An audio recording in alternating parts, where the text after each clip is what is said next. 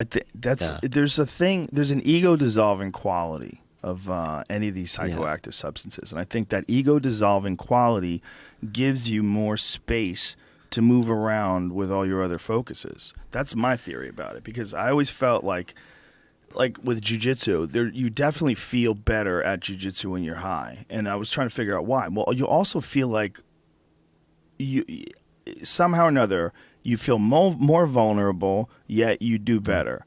Like you're more kind of freaked out by any aggression, or more trying to avoid any sort of conflict. That's what the driving studies of marijuana in drivers show.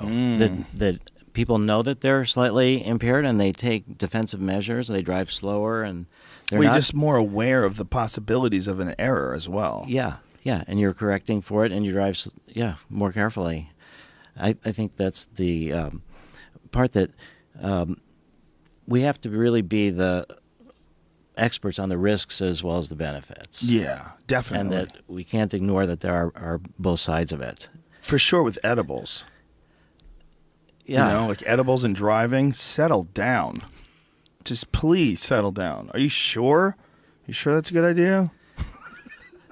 Yeah.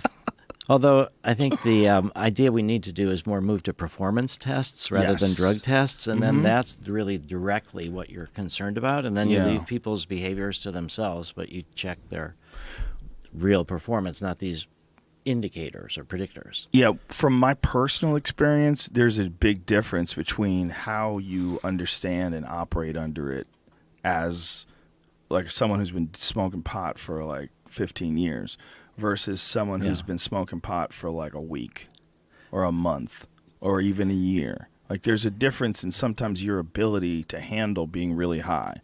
Like your anxiety takes hold of you because you're like, oh my God, and you start freaking out. Then you can't drive, you can't do anything. And then there's people that are just OGs, like that Action Bronson character. Action Bronson came in here. This motherfucker smoked like 9 joints in the entire time he was here. He just kept smoking. I had to tap out. I had to sit back and watch, and he just never slowed down. He kept going in. He kept lighting that fucker up. I'm like, this guy's insane. But like a dude like that guy can handle being high. He understands how to be high. But for someone who's not really that experienced at it, man, especially in a car, it's not a good idea. Yeah, for sure. You got to be, again, if you can just focus on performance, and it takes a while to get used to it. But I think my point was the performance varies considerably dependent upon the individual. So I don't think you could even do like an across-the-board performance test, like say, oh, we've shown that this guy under 5 joints can do BMX flips. Because a lot of those BMX dudes, they could do that shit drunk too.